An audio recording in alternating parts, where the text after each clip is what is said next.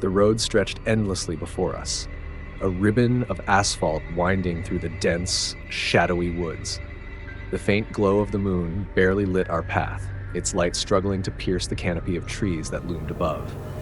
Inside the car, laughter filled the cramped space, a fragile shield against the unsettling emptiness of the surrounding forest.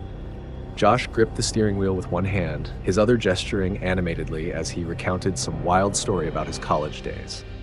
His confidence seemed unshaken, even as the narrow road twisted and turned unpredictably. Sarah sat next to him, giggling, her fingers absentmindedly tracing patterns on the fogged-up window. In the back seat, Nick and I shared a bag of chips, crumbs scattering across the seat. Nick's snarky remarks were constant, a grounding force that kept us tethered to reality. But I couldn't shake the unease creeping over me.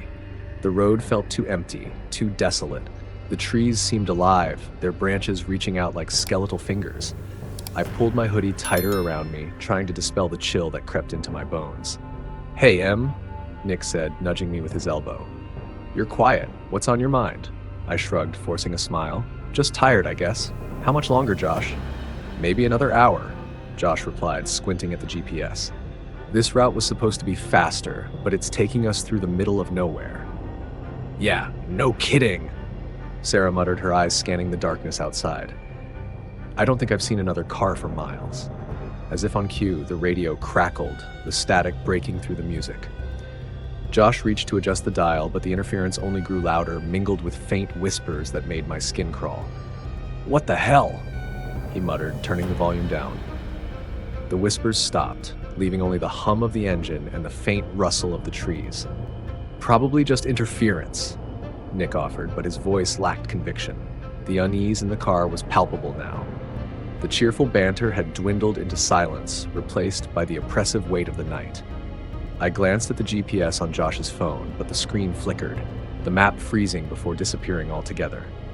"Great," Josh said through gritted teeth. "Guess we're doing this old school. Emily, check your phone, see if you can pull up the route." I fished my phone out of my pocket, but the screen remained dark no matter how many times I pressed the power button. "It's dead," I said, my voice barely above a whisper. The car's headlights caught a sudden movement ahead, a flash of silver darting across the road. Josh slammed on the brakes, the tires screeching as we skidded to a halt. My heart lurched into my throat as I braced against the seatbelt. "What was that?" Sarah's voice trembled, her eyes wide with fear. "A deer, I think," Josh said, his hands gripping the wheel tightly, but his voice betrayed his uncertainty. The forest seemed to close in around us, the silence heavier than before. My pulse thundered in my ears as I scanned the trees, half expecting to see glowing eyes staring back at me. Josh exhaled sharply and turned the ignition. The car groaned but refused to start. "Come on," he muttered, twisting the key again. Still nothing. "Josh, don't mess with me," Nick said, leaning forward, his usual sarcasm replaced by genuine concern. "I'm not messing with you," Josh snapped, his voice edged with panic. He tried again, and this time, the engine sputtered to life. As we pulled back onto the road, a sense of dread settled over me, deeper than before. The trees felt closer, their shadows twisting and shifting unnaturally. None of us spoke, the weight of the night suffocating any attempt at conversation. I glanced out the window, and for a split second, I thought I saw something, a figure standing among the trees, its form indistinct but undeniably there. I blinked, and it was gone. "Did you see that?" I asked, my voice barely audible. "See what?" Sarah turned to me, her expression mirroring my fear. "Nothing," I lied, my stomach twisting. Whatever it was, I didn't want to believe it was real. As the road stretched on, the oppressive feeling grew, and I couldn't shake the sense that we were being watched, that the forest around us was alive and waiting. It was a thought I didn't dare share, but one I couldn't ignore. We had no idea how much worse the night was about to get. The screech of tires and the sickening crunch of metal broke through the silence like a gunshot. Time slowed as the car skidded off the road, careening into the thick wall of trees that lined the highway. My head slammed into the window, and the world spun in chaotic flashes of black and white, branches, moonlight, and the frozen expressions of my friends. When the car finally came to a halt, everything was still. For a moment, the only sound was the faint hiss of steam rising from the crumpled hood. I tried to move, but my body felt heavy, like I was submerged in water. My vision blurred as I struggled to focus. Then, suddenly, I was standing outside the car, my breath coming in short, shallow gasps. I looked around, my heart racing. I wasn't alone. Sarah was next to me, her face pale and her eyes wide with confusion. "Emily, what happened?" she whispered. I don't know," I stammered. My voice echoed unnaturally, as if we were in a vast, empty space. I turned to the car and froze. Inside, slumped over in their seats, were our bodies. "Josh!" I screamed, rushing to the driver's side. He was there, motionless, his head resting against the steering wheel. Blood trickled down his temple. Nick was in the back seat, his expression eerily calm despite the chaos around him. No, Sarah whispered, grabbing my arm. This can't be real." Before I could respond, Nick appeared beside us, his face ashen. "What the hell is going on?" His voice was shaky, his usual bravado gone. "Why are we out here? We're in there." Josh's figure emerged last, stumbling toward us, his eyes darting between the car and the forest. "This doesn't make sense," he muttered, his voice trembling. "We should be dead."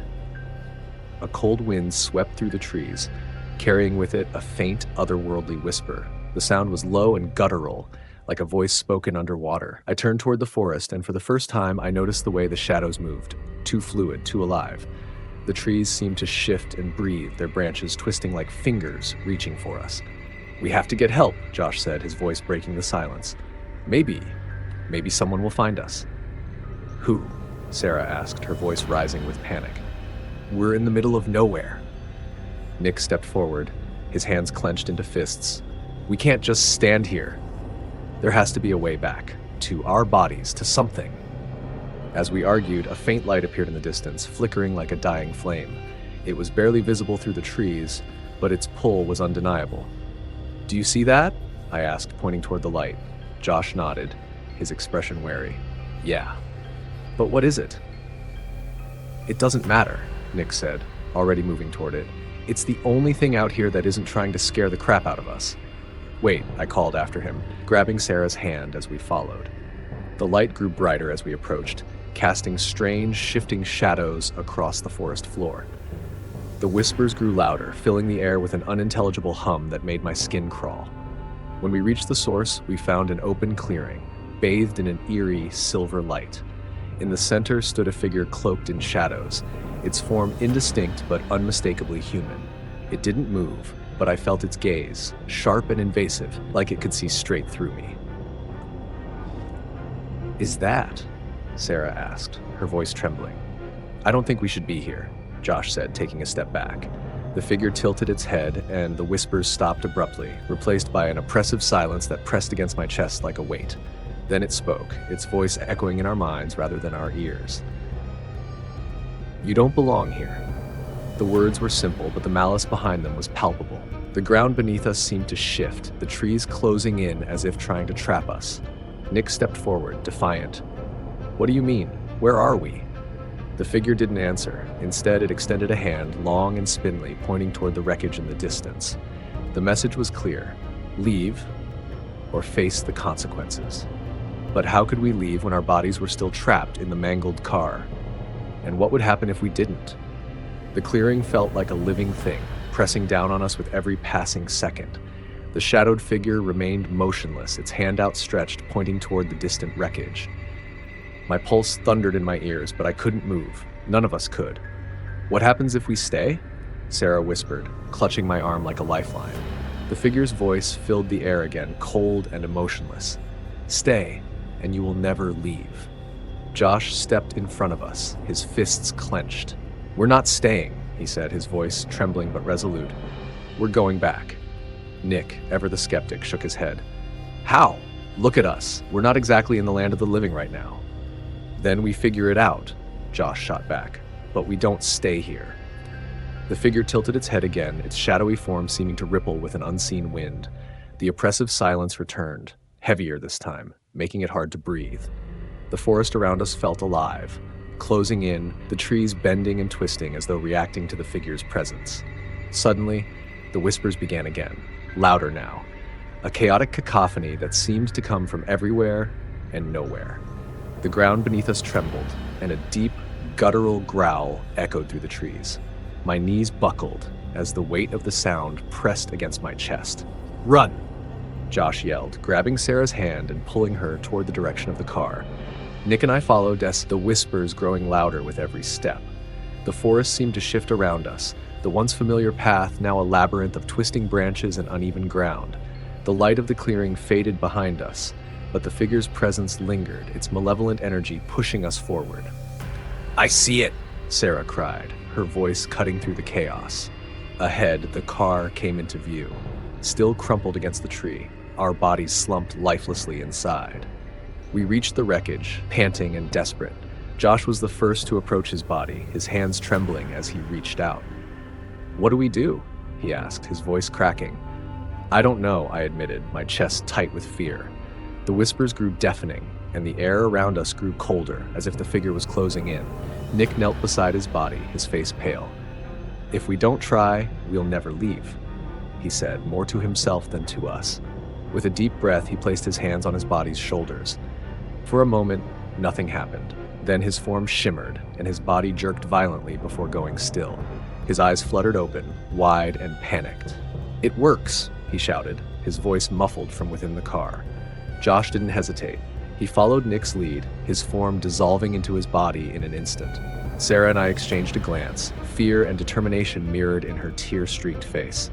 "We have to," I said, grabbing her hand. "Together." We moved toward the car, the whispers now a deafening roar. As I reached my body, I felt the cold hand of the figure grip my shoulder. Pain shot through me, icy and sharp, as the forest seemed to collapse inward. "You cannot leave," the figure bellowed, its voice shaking the earth. I screamed, pushing forward with everything I had. My hand touched my body's arm, and in an instant, the world shifted. My eyes flew open to blinding fluorescent lights and the sterile smell of antiseptic. The hospital room was quiet except for the steady beeping of machines. My head throbbed and my chest ached, but I was alive. Turning my head, I saw Sarah, Josh, and Nick in the room, all awake and equally stunned. "We made it," Sarah whispered, her voice trembling. Tears streamed down her face, but her expression was one of relief. The doctor entered, explaining how lucky we were to survive such a horrific crash, but his words felt distant. My mind was still in the forest, still haunted by the figure's voice and the cold grip of its hand. Later, as we left the hospital, we drove past the crash site. The mangled car had been towed, but the forest loomed as it always had, silent and foreboding. For a moment, I thought I saw a faint figure standing among the trees, its shadowy form watching us. We never spoke about what happened that night, but I knew we all felt it, the lingering presence of something unnatural. We had escaped, but part of us remained behind, lost in the shadows of that cursed forest forever.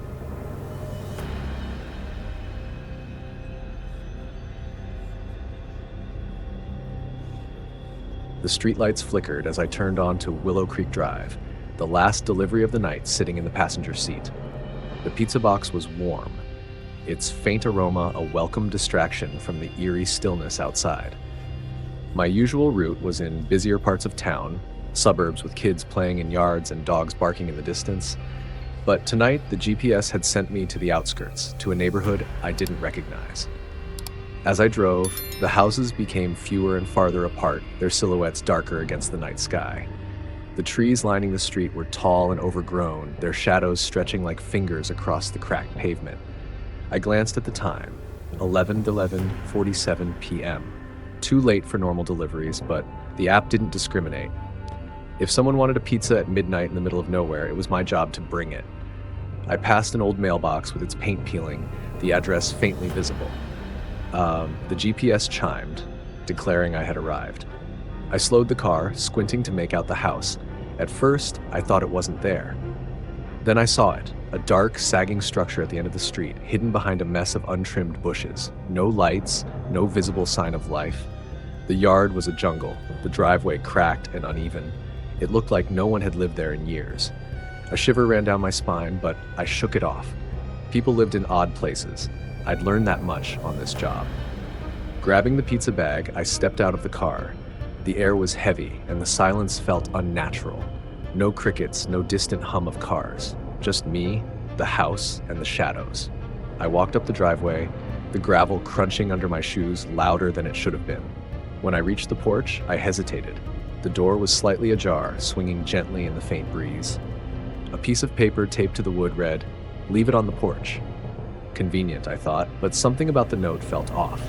The handwriting was messy, rushed, like someone had scribbled it in a hurry. Placing the pizza on the porch, I stepped back and turned to leave. That's when I noticed it, a rustling sound from the bushes to my right. My heart skipped a beat. I stopped, listening. The sound came again, faint but deliberate. Someone, or something, was there. "Hello?" I called out, trying to sound confident. My voice wavered. No answer. I glanced at the bush, its leaves swaying slightly, though there was no wind. Clenching my fists, I stepped closer, my breath quickening. "Is someone there?" A man emerged, crouched low, his face obscured by shadows. He froze when he saw me, his posture tense like a cornered animal. My stomach dropped. "Hey!" I said, taking a step back. "What are you doing?" He didn't respond. Instead, he bolted, sprinting down the side of the house and vanishing into the darkness. My heart pounded in my chest as I stared after him, unsure of what to do. He'd left something behind, a small, worn backpack resting at the base of the bush. For a moment, I considered leaving it alone, getting back in my car, and forgetting I ever saw it. But curiosity got the better of me. I knelt and unzipped the bag, my hands trembling. Inside were items that made my blood run cold. A roll of duct tape, a serrated knife, and a length of rope. My mind raced, piecing together the implications. Whoever that man was, he wasn't here for the pizza. Before I could think further, a voice called out behind me. "Please, help me!" I turned sharply to see a woman running down the street, her face pale, her eyes wide with fear. She stopped a few feet away, clutching her side as she struggled to catch her breath. "He's here," she said, her voice trembling. "He's after me." The woman's words hung in the air like a thunderclap. My mind scrambled to catch up. "He's after me." The man in the bushes, the knife, the duct tape. My stomach turned as I realized how close I'd come to something far worse than just an unsettling delivery. "Who's after you?"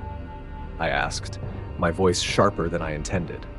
She flinched, her hands trembling as she pointed toward the shadows where the man had vanished. Her breath came in ragged gasps, and her disheveled appearance told me she'd been running for a while. "My ex," she said, her voice breaking. "He's dangerous. Please, you have to help me." Adrenaline surged through me. I pulled my phone from my pocket and dialed 911. The operator's calm voice felt like a lifeline in the chaos as I described the situation. The abandoned house, the man, the bag, and now the terrified woman. "Stay where you are," the operator instructed. "Officers are on their way." "Help is coming," I told her, trying to sound reassuring. But the fear in her eyes didn't waver. She glanced around nervously, as if expecting him to leap from the darkness at any moment. "What if he comes back?" she whispered, her voice trembling. She grabbed my arm, her grip surprisingly strong. "You don't understand. He'll kill me." Her words sent a chill down my spine. I turned toward the house, its ominous silhouette against the moonlit sky, and then back to the bush where the bag still sat, its sinister contents a grim reminder of what was at stake. The air around us seemed to grow colder, heavier, as if the night itself was closing in. I moved us closer to my car, keeping her between me and the vehicle. My eyes scanned the shadows, searching for any sign of movement. Every sound, a rustle of leaves, the distant croak of a frog, set my nerves on edge. The house seemed alive now, its broken windows like eyes watching us, its darkened doorway an open mouth waiting to swallow us whole. "Do you live around here?" I asked, trying to keep her talking, trying to keep myself grounded. She shook her head. "No," she said, wiping tears from her face. "I was trying to get away from him. I thought this street was empty. I didn't think he'd follow me here." I wanted to reassure her, but how could I? I wasn't sure we were safe. My car was right there, but leaving didn't feel like an option. The police were coming, we just had to hold out. Still, the shadows pressed closer, and every second felt like an eternity. Then I saw it, a flicker of movement at the edge of the driveway. My heart seized as a figure emerged from the darkness. It was him, the man from the bushes. He stood there watching us, his face still obscured. In the faint light, I could see his hands twitching at his sides, and I wondered if he'd noticed the bag was missing. Laura, she'd told me her name was Laura, saw him too. She gripped my arm so tightly it hurt. "That's him," she said, her voice barely a whisper. "We have to go." But I couldn't move. My feet felt rooted to the ground as the man took a step forward, then another, his movements slow but deliberate. He was toying with us, and the realization made my skin crawl. The distant wail of sirens broke the silence, and the man froze. His head snapped toward the sound, and for a moment I thought he might run. But instead he stepped back into the shadows, disappearing as quickly as he had appeared. Laura and I stood there, frozen, until the flashing lights of the police cars filled the street. Relief flooded through me, but it was tinged with a lingering dread.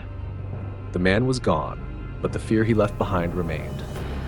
As the officers approached, I handed them the bag and explained everything. Laura spoke haltingly, her voice cracking as she recounted her ordeal. The officers listened intently, their faces grim. "He's done this before," one of them said, shaking his head. "We'll find him." I wanted to believe him. I wanted to believe it was over. But as I watched Laura climb into the back of a police car, her shoulders hunched and her face pale, I couldn't shake the feeling that the night wasn't done with me yet. The flashing blue and red lights cast eerie shadows across the overgrown yard, their rhythmic strobes slicing through the darkness. Despite the police presence, an oppressive unease clung to the night, wrapping around me like a cold fog. I stood by my car, hands shoved into my jacket pockets, watching as officers swept the property with flashlights. Each time a beam caught on a moving shadow, my heart leapt, but it was always just the wind or a swaying branch. Laura sat in the back of a squad car, her face pale and streaked with tears. One of the officers was trying to console her, but her distant stare made it clear she was still trapped in her own fear. I wanted to check on her, to offer some kind of comfort, but I wasn't sure if my presence would help, or just remind her of the man we'd both seen lurking in the darkness. An officer approached me, his notebook in hand. His uniform was neatly pressed, but the tired lines on his face suggested he'd seen his fair share of nights like this. "Nathan, right?" he asked, his voice low but steady. I nodded, feeling a lump form in my throat. "You did the right thing calling us? Can you walk me through everything again?" I recounted the events, every detail I could remember. The address, the bush, the man's sudden flight, the contents of the bag, and of course, Laura's panicked arrival. As I spoke, I realized how surreal it all sounded, like something out of a bad thriller. The officer scribbled notes, his pen moving steadily, but his expression didn't change. "What do you think he was planning?" I asked hesitantly when I finished. My voice sounded small, even to my own ears. The officer sighed, closing his notebook. "It's hard to say, but judging by what you found in the bag, nothing good." His words hung in the air, heavy and final. He looked toward the woods where the man had disappeared. "We'll have a team search the area. He's probably long gone, but if he left anything else behind, we'll find it." The thought of the man still out there, possibly watching us from the shadows, sent a chill down my spine. I glanced toward the tree line, half expecting to see those same twitching hands or the gleam of something sinister in his eyes. But the woods were still, silent, except for the occasional rustle of leaves in the breeze. "Thank you," the officer said, his tone softer now. "Most people wouldn't have stayed. You probably saved her life." The weight of his words settled on me as I watched the police finish their work. Laura was escorted into another squad car, this time to take her to a safe location. She glanced back at me once, her eyes full of gratitude and something else. Fear, maybe, or disbelief that she was still alive. I tried to offer her a reassuring nod, but it felt hollow. As the last of the squad cars drove away, leaving me alone with the darkened house, the silence returned. The once vivid events of the night now seemed dreamlike, their sharp edges blurred by exhaustion and adrenaline. I climbed into my car, gripping the steering wheel tightly as I stared out at the house. The door was still ajar, swaying gently in the breeze, as if beckoning me to step back inside. I didn't. Instead, I turned the key in the ignition, the engine's rumble breaking the suffocating quiet. As I pulled out of the driveway, I glanced in the rearview mirror one last time. The house stood motionless, its dark windows watching me leave. The drive home was quiet, the streets empty, but I couldn't shake the feeling of being followed. Every shadow, every flicker of movement in my peripheral vision set my nerves on edge. When I finally reached my apartment, I double-checked the locks, my heart still racing as I collapsed onto the couch. The events of the night replayed in my mind like a haunting reel. The man in the bushes, The backpack, Laura's desperate plea.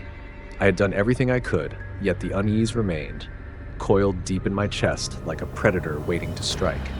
Even days later, the feeling didn't fade. Every time I passed a dark alley or heard an unexpected sound, I felt his presence, the man who'd vanished into the shadows. I knew the police were searching, but the what-ifs consumed me. What if he returned? What if he found someone else? I couldn't stop wondering how close Laura had come to being another tragic headline, and worse, how close I had come to being too late.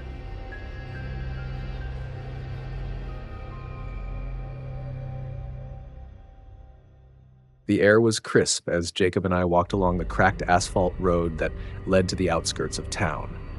The sun had just set, leaving a warm orange glow on the horizon that quickly dissolved into a deep, suffocating blue. The old abandoned house loomed ahead, silhouetted against the dying light. Its broken windows reflected the faint glimmer of the moon, giving the illusion that the house had eyes watching us approach. "You're sure about this, Michael?" Jacob asked, his voice laced with hesitation. He kicked a stray rock down the road, the sound echoing in the growing quiet. "You can't back out now," I replied with a grin, though I could feel the weight of the house pressing on me even from this distance. "Come on. Think of the stories we'll have after tonight." Jacob snorted but didn't respond. He pulled his hoodie tighter against the sudden chill in the air. We had spent weeks talking about this, venturing into the infamous Brooks house, a decrepit building that had stood abandoned for decades. Stories of hauntings and disappearances had turned it into local lore, the kind of place teenagers dared each other to visit, but never actually went inside. As we approached the rusted gate that surrounded the property, I noticed how silent the world had become. The usual hum of cicadas was gone, and even the wind seemed to hold its breath. The house was more imposing up close, its wooden frame sagging under years of neglect. Vines crept up its sides as though the earth itself was trying to reclaim it. Jacob hesitated at the gate, gripping the metal bars as he peered at the house. "It doesn't feel right," he muttered. "It's just an old building," I said, though my own voice sounded hollow. "Come on. We didn't come all this way just to chicken out." Pushing open the gate, we stepped onto the overgrown pathway leading to the front porch. Each step felt heavier than the last, the tall grass brushing against my legs like unseen fingers trying to pull me back. When we reached the door, I turned the rusted knob and it creaked open with a sound that made my skin crawl. Inside, the air was damp and cold, carrying the scent of mildew and decay. Our flashlights cut through the thick darkness, illuminating cobweb-covered furniture and walls scarred with graffiti. Broken glass crunched under our boots as we stepped cautiously into the foyer. "Looks like nobody's been here for years," I said, trying to sound confident. "Yeah, except for the graffiti," Jacob replied, shining his light on a crude drawing of a skull on the wall. The house groaned as if in response, the sound reverberating through the empty space. My flashlight flickered for a moment, and I smacked it against my palm to bring it back to life. Jacob gave me a nervous glance. "Let's just look around and leave," he said. "I don't like this." "Fine," I replied, though my curiosity was already pulling me deeper into the house. We explored room after room, each more decayed than the last. The furniture was rotting, the wallpaper peeling away to reveal dark, water-stained wood underneath. The silence was oppressive, broken only by the sound of our footsteps and the occasional creak of the floorboards.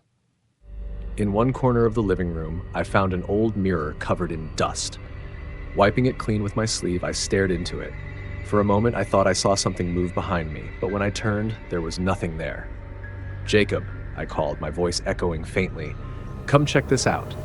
He appeared beside me, his flashlight beam bouncing across the room. "What is it?"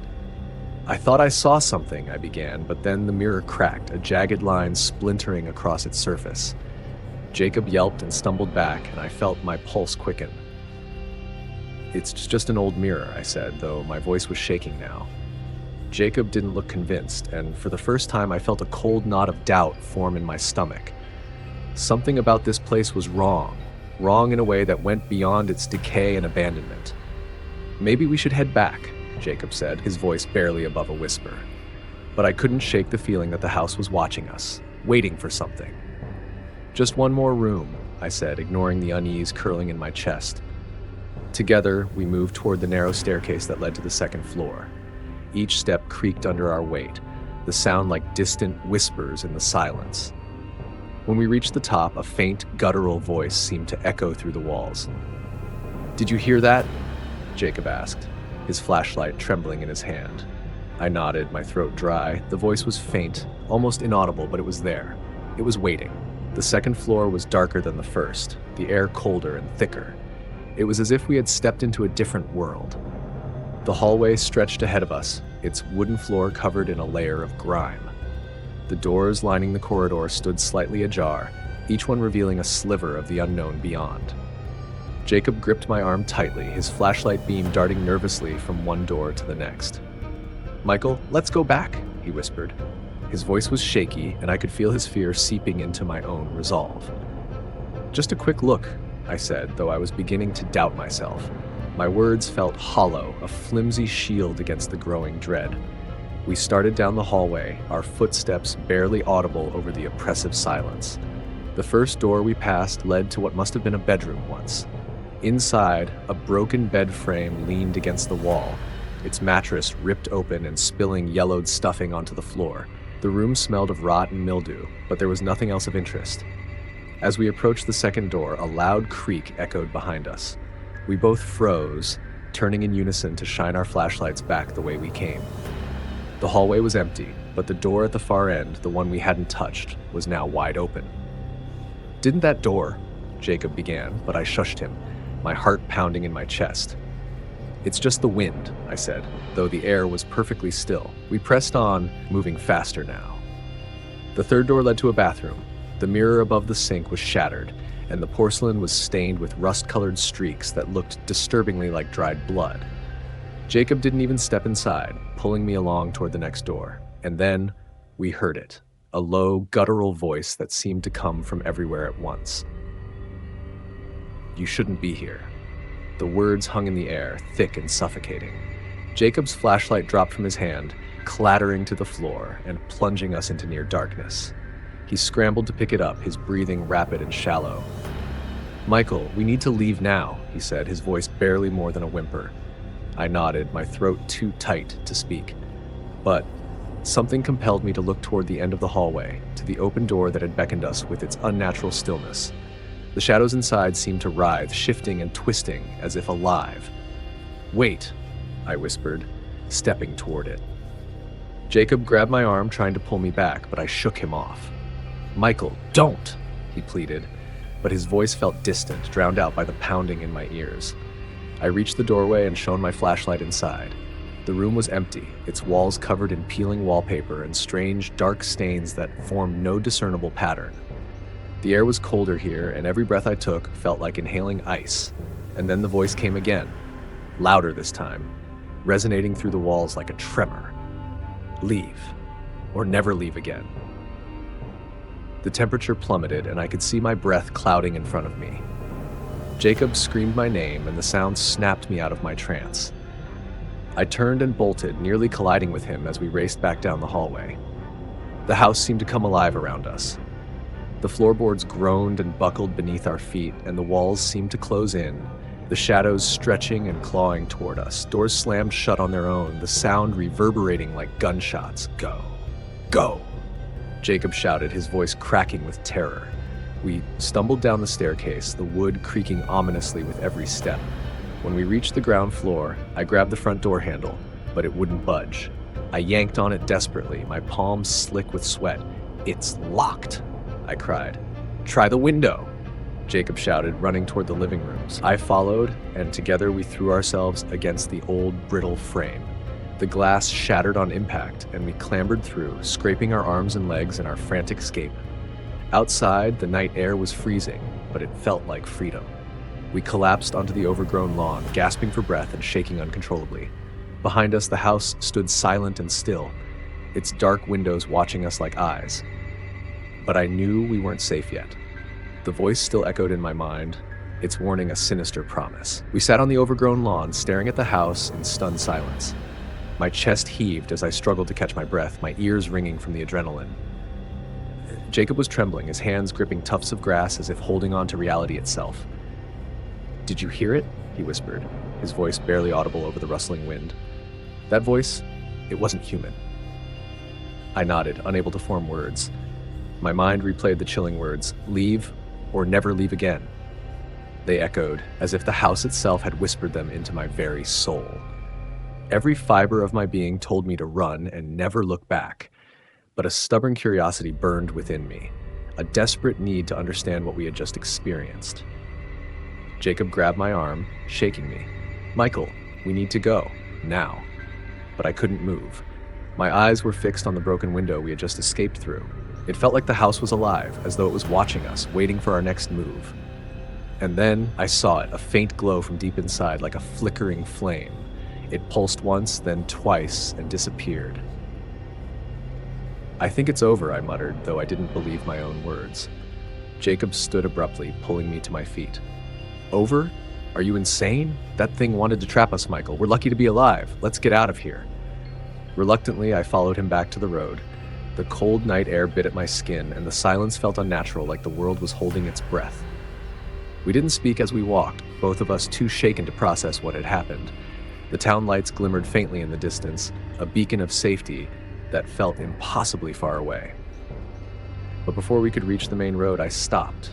Something in my pocket felt wrong. I reached in and pulled out a small, tarnished key. It was old, its surface scratched and worn, but it was unmistakably real. I stared at it, my stomach twisting into knots. Where did you get that? Jacob asked, his voice trembling. I don't know, I stammered. I didn't pick it up. Jacob's eyes widened in horror. Michael, we need to get rid of it. Whatever it is, it's from that house. It doesn't belong to you. I wanted to throw it away, to hurl it into the trees and forget it existed, but I couldn't. My hand refused to let go, as if the key had rooted itself to my palm. A cold shiver ran down my spine. We'll deal with it later, I said weakly. Let's just get home. Jacob didn't argue. He started walking again, faster this time, as though putting distance between himself and the house would erase the memory. But I couldn't stop glancing over my shoulder. The house was barely visible now, a shadow against the dark horizon, yet it felt closer somehow. The key grew heavier in my pocket with every step. By the time we reached the edge of town, Jacob and I had both fallen silent. The world felt different. The familiar streets of our neighborhood seemed alien, and every shadow seemed to hold something sinister. I dropped Jacob off at his house, his pale face illuminated by the porch light. He didn't look back as he went inside. When I got home, I locked the door and bolted it for good measure. My parents were asleep, and the house was quiet, but I couldn't relax. I sat on my bed, staring at the key in my hand. It seemed to pulse faintly, almost imperceptibly, as though it were alive. I placed it on my nightstand and turned off the light, hoping that sleep would bring some clarity, but as I lay in the dark, I could feel it, something watching me. The shadows in the corners of my room felt too deep, too thick, like they were waiting for the right moment to move. I didn't sleep that night, and when the first light of dawn crept through my window, I realized the key hadn't moved, but it felt closer. The house had let us go, but it hadn't let us leave. Not entirely. Something of it had followed me, something I couldn't understand, and deep down, I knew the house wasn't finished with me. Not yet.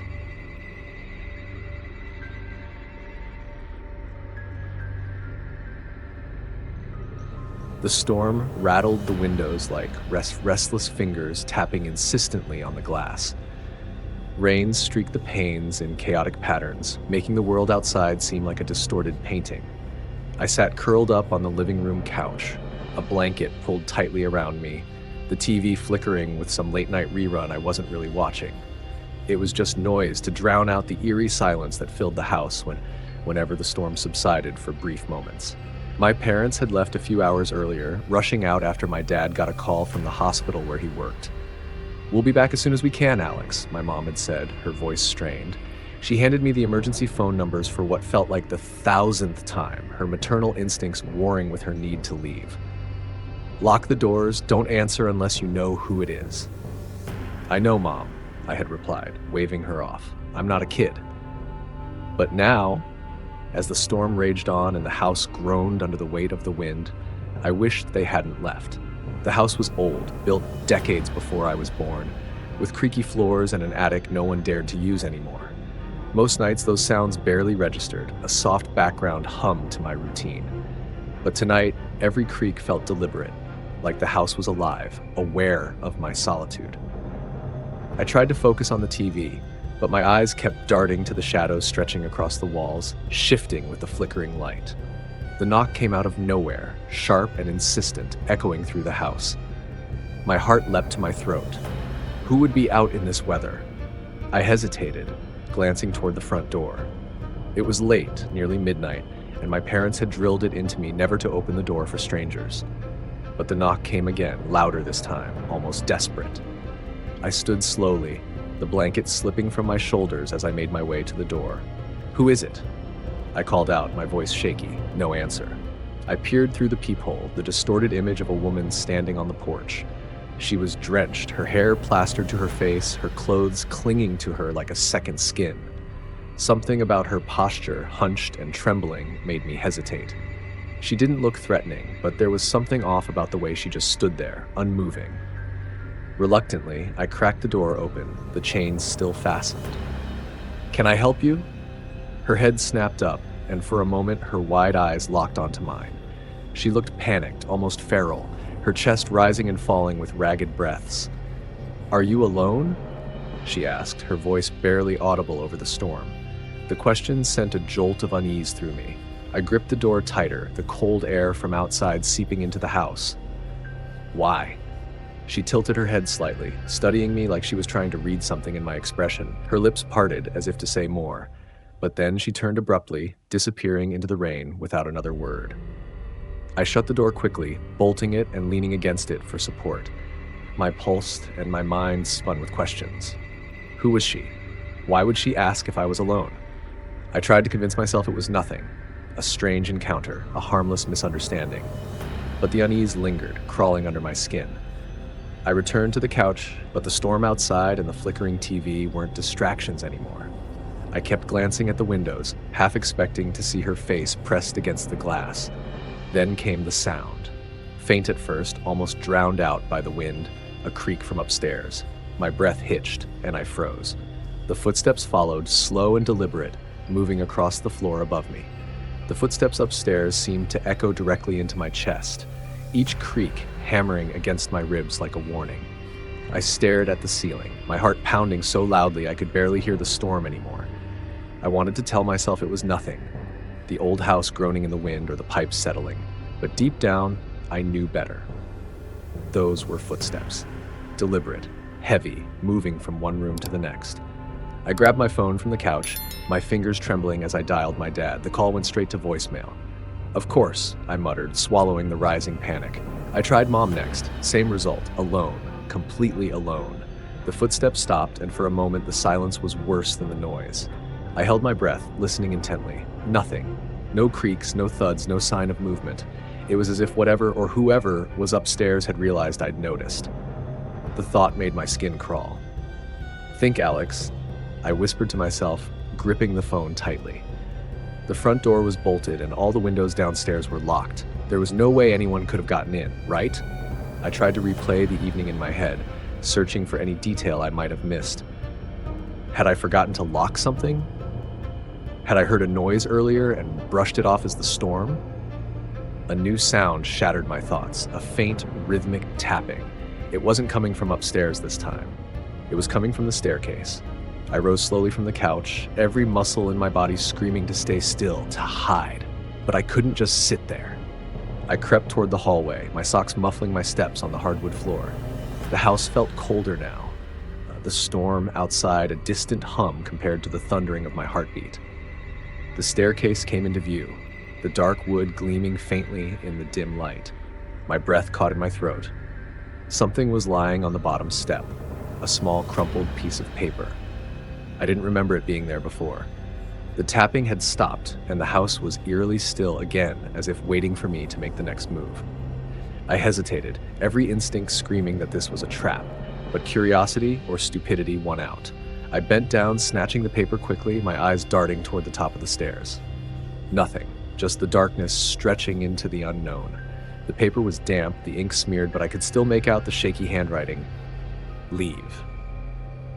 I stared at the word, my mind racing. Who had written this? And why leave it here? My gaze shot back to the staircase, expecting to see someone, or something, lurking in the shadows. But it was empty. A sudden crash from upstairs made me jump, the sound reverberating through the house. It was loud, like furniture being overturned. My stomach churned as I backed away from the stairs, clutching the paper like it could protect me. I needed to get out. Screw bravery, screw investigating. Whatever was happening here was beyond me. I sprinted toward the front door, my feet sliding slightly on the polished floor. My hands fumbled with the lock, the metal cool and unyielding beneath my trembling fingers. That's when I heard it again. Footsteps. But this time they were faster, heavier, pounding down the stairs. They were coming for me. I twisted the lock and yanked the door open, the storm's cold embrace hitting me like a wall. I ran out into the rain, slipping slightly on the wet porch but catching myself. The wind howled around me as I bolted for the driveway, my socks soaking instantly in the puddles. I reached the edge of the yard and turned back toward the house. Through the rain, I could see the open door swinging wildly in the wind. But the staircase beyond it was empty. No one was there. The footsteps had stopped. My chest heaved as I tried to catch my breath, my mind a chaotic whirl of fear and confusion. Was it over? Had they left? I didn't want to wait to find out. My phone was still clutched tightly in my hand, and I dialed 911 with shaking fingers. The operator's calm voice steadied me just enough to speak. "There's someone in my house," I blurted, barely able to form the words. "They're upstairs. I don't know who. Please send someone." "Stay on the line," the operator instructed, her tone firm but reassuring. "Officers are on their way." I stood there in the rain, my back to the street, keeping my eyes locked on the house. Every shadow that moved in the wind felt like a threat, every noise a sign that they were coming back. The minutes stretched endlessly until the sound of sirens pierced the storm. The flashing lights of the police cars reflected off the rain-slick pavement, and for the first time all night, I felt a sliver of relief. Two officers approached cautiously, their flashlights cutting through the gloom. I waved them toward the house, desperate for them to find whoever, or whatever, was inside. But as they entered, I couldn't shake the feeling that it wasn't over yet. The flashing red and blue lights of the police cruisers illuminated the yard, casting jagged shadows across the rain-soaked ground. I stood by the driveway, drenched and trembling, as two officers disappeared into the house with their flashlights sweeping wide arcs. I wanted to feel safe now that help had arrived, but the knot of fear in my chest refused to loosen. Time dragged on as I waited, the storm raging around me. Every now and then, I caught faint sounds from inside, doors creaking open, the officers calling out commands. But nothing suggested they'd found anyone. The thought that the intruders might still be hiding sent fresh waves of panic through me. What if they slipped out the back? What if they were already watching me from the darkness? The officers emerged from the house after what felt like an eternity. One of them, a tall man with a steady, authoritative demeanor, approached me. His flashlight was still in his hand, its beam casting eerie reflections off the rain. "There's no one in there," he said, his voice calm but firm. "We searched every room." "No," I stammered, shaking my head. "I heard them. I saw them. Two men upstairs. I'm not imagining this." The officer exchanged a glance with his partner, who had stayed by the front porch. "We found signs of a break-in," he admitted, "but no one's here now. There are some drawers overturned upstairs, and the back door was unlocked. It's possible they fled when you ran outside." I swallowed hard, my throat dry despite the rain dripping down my face. "What about the note?" I asked, pulling the damp paper from my pocket. "They left this on the stairs." The officer took the paper, squinting at the smeared ink under the beam of his flashlight. His expression didn't change, but he nodded slightly. "We'll take it as evidence." "They're still out there," I said, my voice barely above a whisper. The weight of the night pressed down on me again, heavier than before. Even with the police here, the fear clung to me like a second skin. The officer nodded toward his partner. "We'll stay for a while. Keep an eye on the property. If they're nearby, they won't come back tonight." It wasn't much comfort, but I nodded anyway. As the officers set up a patrol, I stayed in my car, unable to go back inside. The house felt tainted now, its once familiar walls harboring an unshakable unease. Every time I closed my eyes, I saw the shadows moving upstairs, heard the deliberate creak of footsteps. Hours passed, the storm finally beginning to let up as dawn broke. The officers finished their sweep of the neighborhood and returned to assure me the area was clear. "We'll keep patrolling," one of them said. "Call us immediately if you notice anything suspicious." After they left, I found myself sitting in the car, staring at the house. The morning light revealed the peeling paint, the cracked driveway, and the overgrown bushes swaying gently in the breeze. It all looked so ordinary, but I couldn't bring myself to step inside. Eventually, exhaustion forced me to move. With hesitant steps, I entered the house. The silence was deafening, every creak of the floorboards amplified in my ears. I locked the door behind me, checking it twice, then slid down onto the couch, too drained to even think about going upstairs. As the hours crept on, I replayed the events in my mind, searching for some clue I'd missed. Who were those men? Why had they come here? And what did the note mean? Leave. Was it a warning? A taunt? Or something worse? My parents returned that evening, their faces pale with concern when they saw the police tape across the back door and the fatigue etched into my expression. I told them everything, my words tumbling out in a frantic rush. They listened in silence, their worry deepening with every detail. "We're staying tonight," Dad said firmly. "We'll make sure everything's secure." Despite his reassurance, I barely slept. The house felt wrong, as if the shadows themselves were watching me. Every time I closed my eyes, I heard those footsteps again, heavy, deliberate, searching. When I finally drifted off, my dreams were filled with dark figures lurking in the corners of every room, their faces hidden but their presence suffocating. The following days brought no answers. The police never found the intruders, and the case was quietly filed away. The house was repaired, the locks replaced, but the sense of safety was gone. Even now, years later, I can't look at that house the same way. The memories are too vivid, the fear too real. And on stormy nights, when the rain pounds against the windows and the wind howls through the trees, I find myself staring at the staircase, half expecting to see those shadows again. Because some part of me knows they never really left.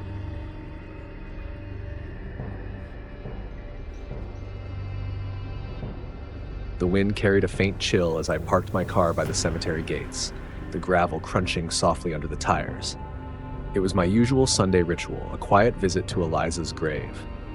The cemetery, nestled on the outskirts of town, had become my sanctuary, a place where I could feel her presence, even if only for a fleeting moment. I stepped out of the car, the late afternoon sun casting long shadows over the rows of weathered tombstones. The air was crisp, and the scent of damp earth lingered from a recent rain. My shoes crunched against the gravel path as I walked toward the spot I knew so well. Eliza's headstone stood beneath a sturdy oak tree, its branches swaying gently in the breeze. I knelt to clear away the scattered leaves, my fingers brushing against the cool marble. As I always did, I spoke to her in a low voice, sharing the small, mundane details of my week. How work had been slow, how the neighbor's dog had finally stopped barking at every passing car. It was a one-sided conversation, but it brought me a strange kind of peace. As I straightened up, I noticed movement out of the corner of my eye. A man stood several rows away, his figure partially obscured by a cluster of gravestones. He wasn't looking at any particular grave, and his posture was stiff, almost unnatural. I told myself he was probably visiting someone too, but his presence felt wrong. Shaking off the unease, I turned back to Eliza's grave, trying to refocus my thoughts. But the man hadn't moved. He lingered in my peripheral vision, closer than before. His dark clothes and unkempt appearance gave him a menacing air, and for the first time I felt exposed in the open field of the cemetery. "Excuse me," he called out suddenly, his voice rough and uneven. Startled, I turned to face him fully. He was taller than I expected, his face lined with shadows that the sinking sun failed to pierce. "Do you have any money?" he asked, stepping closer. The question caught me off guard. I shook my head instinctively. "I don't carry cash," I replied, my voice firm but polite. He didn't seem convinced. His eyes narrowed as he took another step forward. "Come on," he said, his tone sharper now. "Everyone's got something." My pulse quickened. The space between us was closing half, and the once serene cemetery now felt suffocating. I glanced around, hoping to see someone else, anyone. but the rows of gravestones offered no help. We were alone. "I'm sorry," I said, trying to keep my voice steady. "I really don't have anything to give." The man's expression darkened, his fists clenching at his sides. For a brief, terrifying moment, I thought he might lash out. The air between us grew heavy, the stillness broken only by the rustle of leaves overhead. "I'll just leave," I said quickly, stepping back toward the path. My movements were slow, deliberate, as if any sudden action might provoke him. His eyes followed me, cold and unblinking, but he didn't move to stop me. My heart pounded as I turned and walked briskly to my car. Every step felt like an eternity, the weight of his gaze pressing against my back. Only when I reached the driver's seat and locked the doors did I dare to look back. He was gone, vanished among the tombstones as if he had never been there. I sat in the car, gripping the steering wheel tightly, my breaths shallow and uneven. The peaceful ritual I had cherished for so long now felt shattered, replaced by an unease that clung to me like the lingering chill in the air. But even as I drove away, I couldn't shake the feeling that the encounter wasn't over. Something about the man, his eyes, the way he seemed to melt into the shadows. It was as if he didn't belong to the world of the living at all. The next morning, the encounter at the cemetery lingered in my mind like a stubborn shadow. I sat at the breakfast table, staring at my coffee cup as if it held answers to the unease that had settled over me. The man's hollow eyes, his demanding tone, the way he disappeared so suddenly, it didn't add up. I told myself it was just an unpleasant interaction, a random encounter with someone down on their luck. But deep down, I knew it wasn't that simple. Something about the man had felt wrong. Like he didn't just want money, he wanted something more, something I couldn't give. Later that afternoon, as I tried to bury myself in work, my phone buzzed with a text from a friend who worked at the local police department. "Did something happen at the cemetery yesterday?" The message read. A chill crept up my spine. I hadn't told anyone about what happened. Quickly, I typed back, "Why do you ask?" The reply came almost immediately. "There was an incident. A body was found this morning. Weird circumstances. Thought you might have seen something." My heart sank. The man from last night, could it be him? I hesitated before responding. I did see someone. A guy who approached me, asked for money. He seemed off. What happened? This time the reply took longer, and when it came, it sent shivers down my spine. The guy was found dead. His body was twisted, almost mangled, under a broken gravestone. No signs of a struggle, but it didn't look natural. Definitely not an accident. You need to come in and talk to us. I sat there, frozen, staring at the screen. My thoughts raced as I tried to process the information. The man I'd seen, was he the one who died? And if so, how had it happened? A broken gravestone? Twisted body? None of it made sense. At the police station, I recounted the events of the previous night to the officers. They listened intently, their expressions a mix of curiosity and unease. When I described the man's appearance and behavior, one of them nodded. "We've had reports about him before," he said. "He's been seen around town, always asking for money or food. But this is something else." "What do you mean?" I asked, my voice tight. The officer exchanged a glance with his partner before replying. "We're still piecing it together, but the way his body was found, there was no sign of anyone else being there. No footprints, no evidence of a fight, just him alone." The air in the room felt heavy, suffocating. My mind replayed the encounter in vivid detail. The man's desperate eyes, the way he'd stepped closer as if testing me, the unease that had followed me long after I'd left the cemetery. And now, his death. Could he have fallen? I asked, grasping for a logical explanation. The officer shook his head. Not likely. The gravestone he was found under was old but intact the day before. It looks like it shattered from something. And the position of his body, it's like he was trying to get away from something. A chill settled deep in my bones. "From what?" "That's what we're trying to figure out," the officer replied, his voice dropping to a near whisper. But whatever it wasn't human. The words hung in the air, heavy and unspoken. I left the station feeling more unsettled than ever.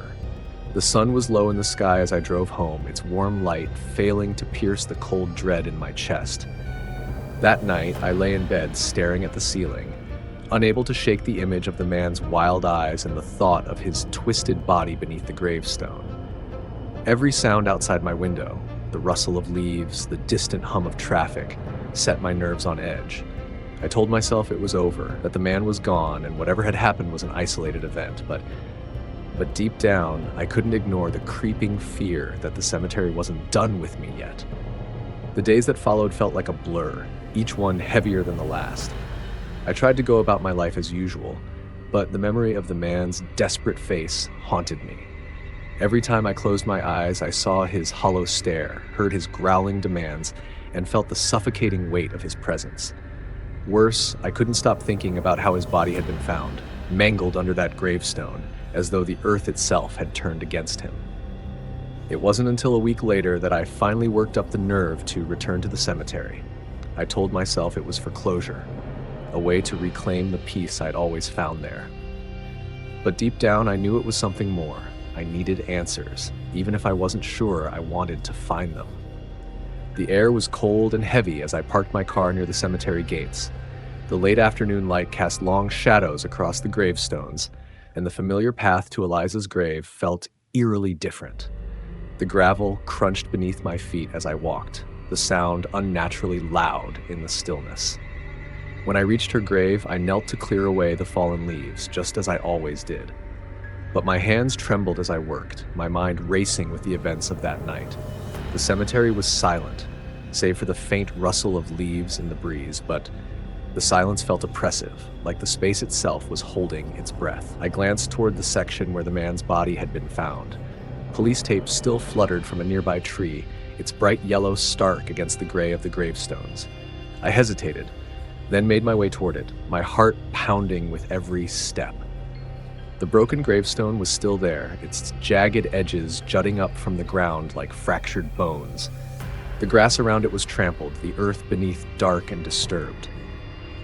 I stood there for a long moment, staring at the spot where the man had died. There was no logical explanation for what had happened. No sign of how the stone had shattered or why his body had been found in such an unnatural state. A sudden gust of wind swept through the cemetery, cold and sharp. I shivered, wrapping my coat tighter around myself. That's when I heard it. A faint whisper, so quiet I almost thought I'd imagined it. Leave. I spun around, my breath catching in my throat. The cemetery was empty, the path behind me stretching into the distance. But the whisper had been real, I was sure of it. My heart raced as I scanned the gravestones, searching for any sign of movement. There was nothing. I took a step back, then another, my pulse thundering in my ears. The air felt heavier now, like something unseen was pressing down on me. The whisper came again, louder this time. Leave. Panic surged through me, and I turned, breaking into a run. The gravel crunched beneath my feet as I sprinted back toward the gates, the whispering growing louder with each step. It wasn't just one voice now. It was many, overlapping and echoing, an otherworldly chorus that seemed to come from everywhere and nowhere. By the time I reached my car, I was shaking so badly I could barely get the door open. I slammed it shut behind me and locked it, my breath coming in ragged gasps. The cemetery loomed in the rearview mirror, its gravestone stark against the fading light. The whispers had stopped, but the air still felt charged, like whatever was there was watching, waiting. I didn't look back as I drove away, my hands gripping the steering wheel so tightly my knuckles turned white. The road stretched out before me, empty and endless, but I couldn't shake the feeling that I wasn't truly alone. That night, I sat in the darkened living room, replaying everything in my mind. The man's death, the broken gravestone, the whispers. It all pointed to something beyond my understanding, something that defied logic. I didn't know if the cemetery was cursed, or if the man had unleashed something dark with his anger and desperation. All I knew was that I could never go back. Even now, I can still hear the whispers sometimes, late at night when the world is quiet and the shadows seem deeper. They're faint, just on the edge of hearing, but they're there, a chilling reminder that some places and some encounters leave scars that never truly fade.